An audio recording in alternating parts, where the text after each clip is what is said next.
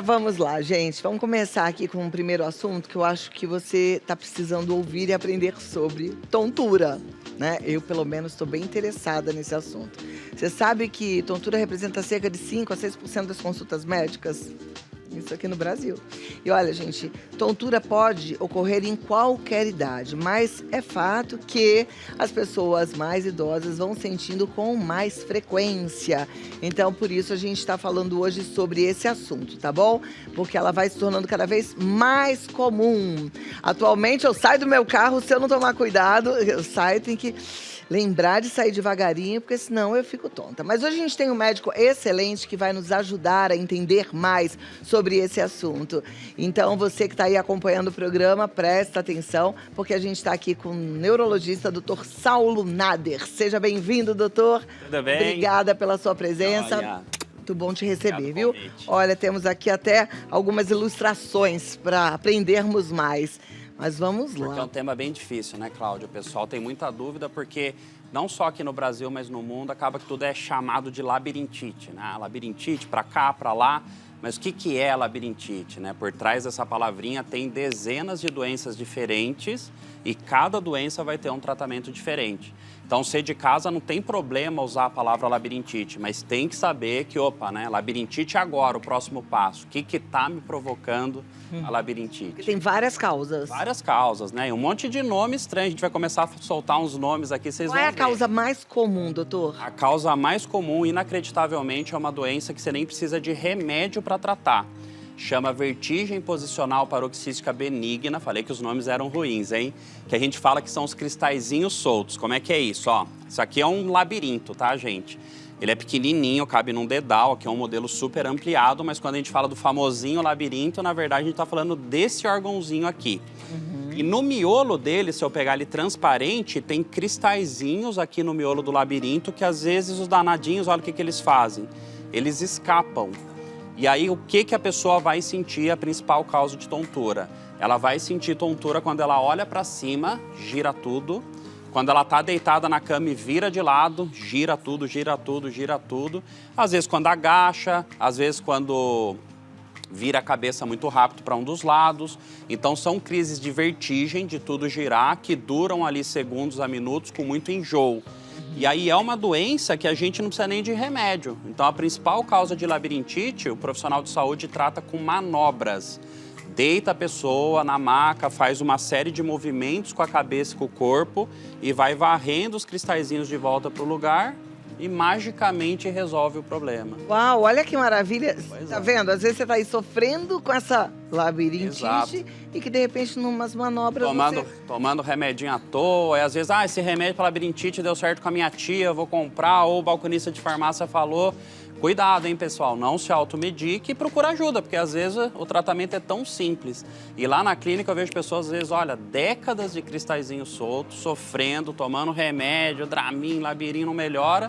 Só faltava a manobrinha para resolver o problema. Que bom que a gente sabe disso agora. Quem é que trata esse tipo de tontura? Aqui no Brasil a gente tem 2 especialistas, ou o otorrino, com formação extra em otoneurologia, ou neurologista com formação extra em distúrbios vestibulares, que é o meu caso. Então, ou otorrino ou neurologista com uma expertise a mais.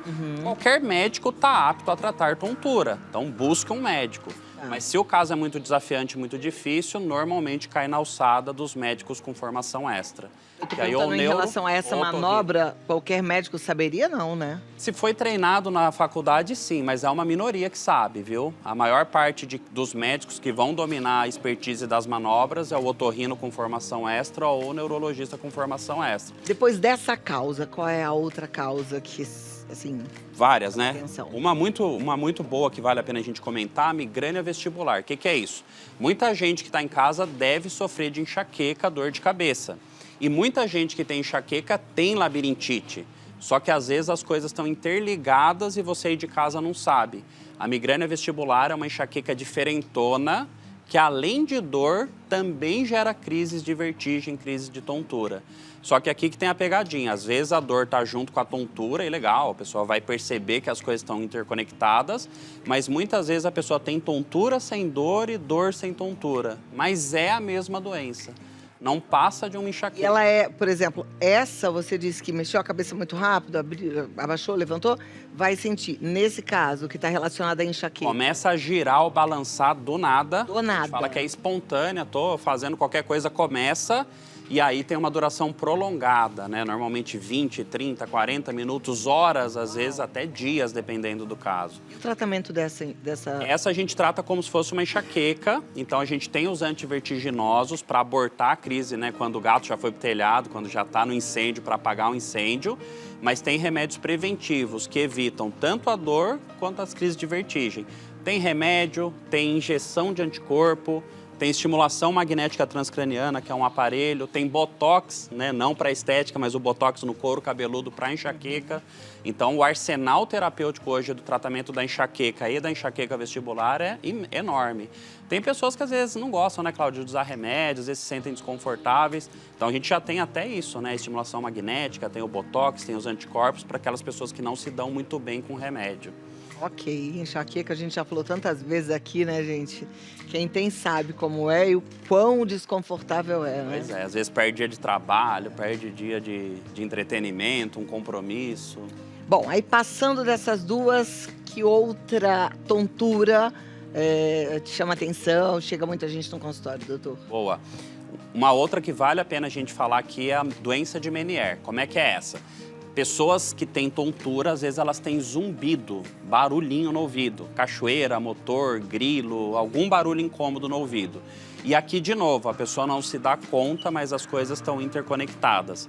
Então, na doença de Meniere, que era um médico francês que em 1848 descreveu essa doença, já morreu faz tempo, ele descreveu que é uma doença onde a pessoa tem crises de labirintite, de vertigem, tem zumbido crônico e perda de audição ao longo da vida. Então, a doença, ela dá essas três coisas. E, no geral, quando a pessoa tem a crise de vertigem, que também é do nada, espontânea, ao acaso, normalmente também aquele zumbido que ela já tem piora, fica diferente, fica mais alto, às vezes abafa o ouvido, sabe aquela sensação quando a gente desce a serra, né? Ou quando o avião decola, aquele entupimento, aquele abafamento no zumbido junto com a sensação rotatória de balanço. Isso tem tratamento? Tem também.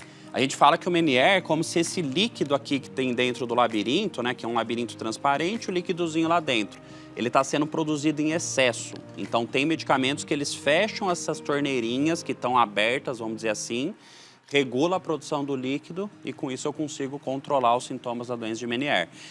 Muitas vezes... Como é que faz o diagnóstico para saber se é essa doença e não outra? Perfeito, né? Pelas características clínicas, tem que ter essa tríade. E quando a gente examina a pessoa, a gente percebe que a gente tem o que a gente fala de um desbalanço. Um lado, o labirinto está top, está ótimo. Do outro lado, o labirinto está falhando. Então, mostrando que aquele labirinto vem sofrendo agressões ao longo do tempo. E quando a gente coloca a pessoa para fazer aquela audiometria, fica na cabine, escutando, né, os sonzinhos, a gente percebe que um dos lados, a audição já está começando a ficar comprometida. E aí, com isso, a gente fecha o diagnóstico. Vou até te contar, Cláudia, que tem uma ressonância especial para Meniere, tem poucos locais do Brasil, mas a maior parte das vezes a gente nem precisa da ressonância. A ressonância é mais para aqueles casos mais que deixam dúvidas, casos mais diferentões.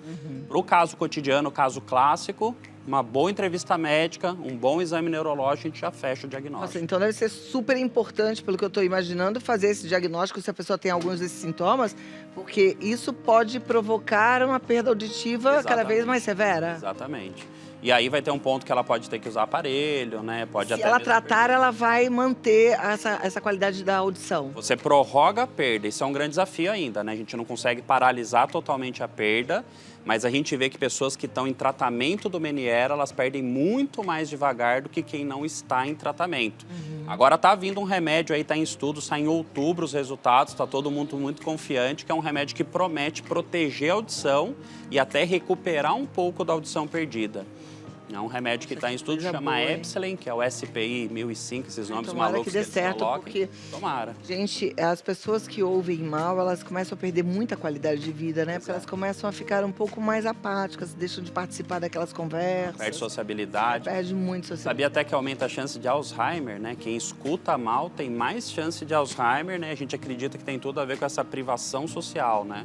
A pessoa ficar meio alheia do que está acontecendo, dela não conseguir interagir muito bem. Então, hoje, hoje, né, a indicação de aparelho não é só para a pessoa escutar melhor, é para proteger também a memória dela no futuro, olha só, né? Ok. E a tal da labirintite verdadeira é o quê? Pois é, né? A verdadeira, real mesmo, aquela de livro que o médico vai estudar e que a maior parte dos médicos nunca vai ver, é quando chega uma bactéria ou um vírus no meu labirinto. Ou uma complicação de uma meningite grave, ou complicação de uma otite, uma infecção de ouvido tão grave que a infecção chega no labirinto. Aqui eu vou ter que tratar, por exemplo, né, a bacteriana com antibiótico. Então, né, poxa, quem quer, nossa, tratar labirintite com antibiótico? Pois é, eu tenho uma infecção e eu tenho que matar aquela bactéria que está machucando o meu labirinto. Mas é muito raro. Então, a real labirintite, ela é rara, a maior parte dos médicos nem vai ver na vida. Só que o nome é bom, né? O nome pegou, labirintite, é um nome fácil de falar, é um nome que te remete a muita coisa. Remete à tontura, né? Exato, Nossa, é na hora, né? labirintite, né? Então, por isso que eu falei no começo, não tem problema você usar a palavra labirintite, fica super à vontade. Você só tem que entender que tem que desvendar a causa da labirintite para o tratamento correto. Senão, você fica com aquele rótulo de labirintite que nunca melhora para o resto da vida. Isso está errado. Esmagadora maioria das causas de tontura, elas têm tratamento. Eu tenho uma tontura sempre que eu levanto do carro. Tô dirigindo, cheguei, abro a porta, saio. Dá aquela apagadinha. Aí vem esse zumbido que você disse, aí eu tenho que dar uma respirada, fica um tempinho, aí volto. Essa daí, né, a gente fala que é a sensação do quase desmaia, como se a pessoa fosse desmaiar, mas não desmaia. Então, quando eu levanto muito abruptamente, meu cérebro avisa os meus vasos que eu levantei. Os vasos fazem uma compressãozinha, uma contração para manter a pressão arterial. Em algumas pessoas, e não tem problema, muitas vezes isso é fisiológico, tem um atraso nesse reflexo. Então, às vezes, vai demorar ali alguns segundinhos para a pressão calibrar. Nesse período, a pessoa ela vivencia como se fosse uma pressão baixa. Então, uma sensação de atordoamento, de apagamento visual, de quase desmaio, né, de perda de equilíbrio, de ter que segurar. Passa ali alguns segundos, a pressão calibra e legal. Se é de vez em quando, se não atrapalha, ok. Agora, poxa, eu tenho sempre, não gosto, é chato, incomoda meu estilo de vida, vale a pena buscar ajuda médica porque tem tratamento, né? O nome médico desse quase desmaio é lipotímia ou lipotimia, que é, né, a queda de pressão abrupta, e aí pode ser por mudança postural ou outras coisas, e tem tratamento.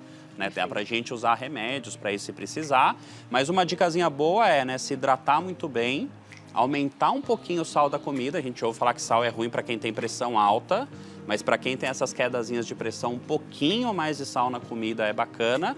E aqui o mais chato que a gente esquece, tentar levantar em câmera lenta. A gente tá na afobação ali do dia a dia, eu quero levantar, sair rápido, fazer minhas coisas. Essa sou eu, estava nada, sai tudo rápido. Exato, Chegou então, brum, já quer sair voando. Vai, ó, câmerazinha lenta, um pouquinho Isso devagar. vai piorando com o passar do tempo? O problema é lembrar. Porque Depende, antigamente né? eu não sentia isso, depende. agora que eu tenho isso. Depende, tem muita gente que tem na idade jovem e melhora, tem gente que ao contrário, que não tinha e começa. A gente vê, né, a lipotímia virar um incômodo muito grande, normalmente depois dos 60, 70 anos, Ainda que não aí se tô lá, torna, não, tá né, longe. doutora? Ainda tô longe.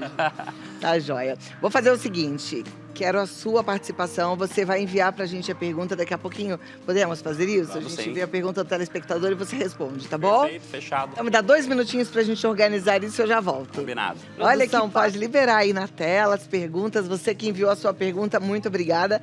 Vamos lá pra gente aprender, né? E a dúvida de um sempre ajuda o outro. Exato. Nesse meio tempo do que a gente já explicou, faltou falar alguma coisa de alguma tontura específica? Tem uma que vale a pena a gente contar, que é assim. Eu até trouxe um cérebro para mostrar. Aqui na parte de trás do nosso cérebro, a gente tem o cerebelo. Fica bem aqui. Ele é o grande centro comandante da coordenação e do equilíbrio. E algumas vezes o cerebelo, eu brinco, ele pode bugar. Eu tenho um bug ali, né, ele começa a falhar quimicamente e isso pode dar uma doença, né, que ela é muito sofrida, porque a pessoa ela tem uma tontura contínua. Ela tem uma tontura todos os dias da vida dela, a maior parte do dia. Normalmente é uma tontura difícil de contar, a pessoa não sabe contar para o profissional, para as pessoas, para os amigos, né? É difícil de verbalizar. Gera insegurança postural, receio para caminhar. A pessoa piora em ambientes com muita informação visual, né? Por exemplo, um estúdio, um mercado, um shopping, um salão de belezas. E é uma doença que gera muita ansiedade, porque a pessoa ela fica angustiada, ela começa a ficar refém da tontura dela. Essa doença chama TPPP, tontura postural perceptual persistente. Eu disse que os nomes eram ruins. TPPP. O nome antigo era vertigem fóbica, né? Então, T de tatu, P de pato 3 vezes, é uma doença que tem tratamento e é uma doença também muito pouco reconhecida. Às vezes as pessoas levam anos, décadas para identificar e fazer o tratamento correto. O que eu fico pensando é que a gente muitas vezes é até de certa forma negligente em relação às tonturas, né? Ou a gente aceita, acha que faz parte. É isso, né? E olha que interessante que a gente está aprendendo que não é isso. Existe tratamento para a grande maioria delas. Exato. Não tem o porquê da gente ficar vivendo com algo que está incomodando sem buscar ajuda. Perfeito. Precisa buscar. Eu sempre friso isso, né? A tontura é um alerta, é o seu corpo te falando que alguma coisa não tá legal. Ou lá no sisteminha do labirinto, no cerebelo, ou em alguma parte do seu metabolismo, da pressão, como a gente deu exemplo agora. Então, caça que vai achar. Claro, né? Bom senso. Poxa, tem uma tonturinha levinha de vez em nunca, não me atrapalha a qualidade de vida? Legal. Agora, uma tontura mais intensa ou uma tontura com muita frequência, busca ajuda médica. Ok. Felipe Pérez está perguntando se existe uma faixa de idade para ter tontura e ser mais frequente. Perfeito, né? A gente sabe que as tonturas podem acontecer com qualquer pessoa, então, né, viver é correr o risco de ter tontura. Pode acontecer até em criança, em adolescente, mas o pico de incidência que a gente vê é dos 40 anos para cima. Então, né, adultos jovens e idosos, né, são aqueles mais suscetíveis. E a criança e o adolescente, graças a Deus, são casos mais raros, mais atípicos, mas que poderia acontecer também, né? Então, Joia. qualquer idade. Obrigada, Felipe. Vamos para a próxima pergunta, da Isabel Cristina Gonçalves Casemiro. Boa tarde, doutor. Gostaria de saber sobre zumbido. Tem tratamento ou cura? Maravilhoso, é uma pergunta ótima porque zumbido é um dos sintomas mais desafiantes na atualidade para a medicina. Então a gente tem um arsenal de remédios que dá para ser tentados, mas vou confessar que os resultados dos estudos não são tão bons, mas que valem ser tentados. Existe uma fisioterapia especial para zumbido, é uma reabilitação focada para a modulação de zumbido, por quê? Todo zumbido, independente da origem, ele tem uma modulação pela questão muscular do rosto, da face, da mandíbula. Então, o fisioterapeuta consegue trabalhar essas questões musculares para amenizar, para modular o zumbido. Existe a estimulação magnética transcraniana, que eu comentei, que é um aparelho que a gente acopla na cabeça, emite ondas eletromagnéticas, é indolor e tem um papel bem legal para zumbido, tem resultados muito interessantes, é uma alternativa, é uma tentativa também. E existem aparelhos auditivos para zumbido. A ideia é meio que o aparelho emite um ruidinho para competir com o zumbido e enganar o cérebro. Então, existem também aparelhos para zumbido. Então, remédio, aparelho, estimulação magnética e reabilitação são as 4 ferramentas contra o zumbido. Né? Para muita gente dá certo, então, né, desaparece. Para muitas outras não desaparece, mas ela consegue conviver com o zumbido. Ela consegue pilotar, né? Ela consegue assim, tá lá o zumbido, mas não tá brigando comigo, tá quietinha. Porque tem gente que fica de um jeito tão descontrolado, esse zumbido, que nem consegue dormir direito, né? E tem terapia para zumbido também, viu? Né? Tem a ACT, que é dentro da terapia comportamental, que é como você conseguir um enfrentamento contra sintomas, no caso aqui, zumbido. Meio que você assim, nossa, já que vai conviver comigo, que seja uma amiga e não uma inimiga. Então, o terapeuta ele vai desenvolvendo traquejo para você não sofrer muito emocionalmente com o seu zumbido. E tem que ver qual é a causa, né? Eu lembro da gente já ter falado de zumbido e, por exemplo, se a pessoa tem diabetes, ela precisa controlar a alimentação para poder aliviar esse zumbido. Exato. Eu ia falar que na semana passada a gente recebeu aqui uma psiquiatra que trouxe para a gente esse aparelho de estimulação magnética e achei muito interessante. Ela faz um trabalho com esse aparelho ela estimula o cérebro para tratar TDAH. Ah, legal. E depressão, achei muito interessante. Depressão, TDAH, toque, hoje, né, tem muito uso a estimulação magnética. E tontura, né? A gente tem aplicado para tontura, né, também. Joia. Giovana Trigo está dizendo assim, muitas vezes quando estou no ônibus, minha pressão cai, sinto tontura, mesmo tendo me alimentado antes de sair de casa. Pode me ajudar a entender por que isso acontece? Isso daí chama cinetose, motion sickness em inglês, seria a doença do movimento. O que é a cinetose? É quando a pessoa ela passa mal dentro de alguma coisa em movimento, um carro, um ônibus, um metrô, um avião. Então, tem gente que fica mais mareado, enjoado, tem gente que fica mais com a sensação de queda de pressão, de cabeça ruim, né, de cabeça estranha. A cinetose é uma doença que acontece mais na infância, começa por volta dos 6, 7 anos e as crianças normalmente melhoram na adolescência, mas tem pessoas que ficam para o resto da vida ou que não tinham na adolescência e começam na idade adulta, que são os mais azarados. Mas a cinetose, ela tem tratamento sim, né? Tem remédios que dá para você tomar antes de embarcar, ou tem remédios contínuos que você consegue meio que recalibrar lá o bug que está gerando a cinetose no cérebro para não deixar a pessoa ter. Antigamente, eu me lembro, as crianças sempre têm enjoo, quando pegava a serra ali para descer pro Rio de Janeiro, tinha enjoo e tal. Mas aí os remédios davam um soninho. Aí você trocava a tontura Que era por, até bom, né? trocava a tontura pelo soninho dormindo, que era uma beleza. Mas, por exemplo, para quem tá num ônibus para ir trabalhar, não dá, né? Exato. Hoje a gente tem opções que não dão sono. Ótimo. Né? Então isso é bem legal. Tem remédios que a pessoa toma ali meia hora, 40 minutos, até uma hora antes de embarcar e ela vai legal. E a estimulação magnética também tem estudo para cinetose. Eu acho que o mais importante é a gente saber que tem muitas possibilidades. Vou terminar com a última pergunta que está aqui na tela. É do Thiago Lonardi. Ele diz: minha avó fez uma cirurgia do coração há 1 ano. Após a cirurgia, começou a sentir tontura com frequência. A cirurgia tem algo a ver com isso? Poderia, né? Assim, 1000 hipóteses a gente poderia levantar aqui, mas, por exemplo, uma das coisas que acontecem, às vezes pelo porte cirúrgico, alguns antibióticos eles são necessários no período da internação. E tem alguns antibióticos que eles machucam o labirinto. Eles são ototóxicos, né? Eles machucam a audição ou o labirinto ou os dois. Então, muita gente sai de um processo cirúrgico, de uma internação com uma tontura crônica por conta de lesões que o antibiótico fez. Outro exemplo, né, é o cristal solto. Muita gente na prancha cirúrgica, como a cabeça fica muito tempo pendida, né? Ela fica naquela prancha reta com a cabeça assim por causa do tubo de anestesia, da intubação, solta cristal no ato cirúrgico e ela vai para casa com o cristal solto. Então tem que um médico identificar e tratar. Outro exemplo também, que muitas vezes internações prolongadas por uso de antibióticos, remédios, às vezes os nervos do corpo inflamam e a pessoa fica desequilibrada, uma tontura mais do tipo desequilíbrio. Então, respondendo, né, deve ter uma relação sim. Tem que achar, né, o que realmente aconteceu ali para um tratamento adequado. Perfeito. Bom papo, né, gente? Que médico ótimo, adorei. Dr. Saulo Nader, volte mais vezes. Obrigado, Dr. Saulo, neurologista pela USP, membro do Corpo Clínico do Hospital Albert Einstein e tantas outras coisas. Consulte lá no Doutor Tontura, que você vai aprender mais sobre Por extenso, Doutor Tontura por extenso. Doutor Tontura. Meu brinco Siga. lá, deixa de ser tonto e me segue para saber tudo sobre tontura. Gostei, deixa de ser tonto. Segue lá, Doutor Tontura. Um abraço. Muito obrigada, doutor. Foi uma alegria te receber, viu? Volte mais vezes. Prazer. Porque a gente tem muita coisa para aprender sobre esse assunto ainda, né? Ó, que joia!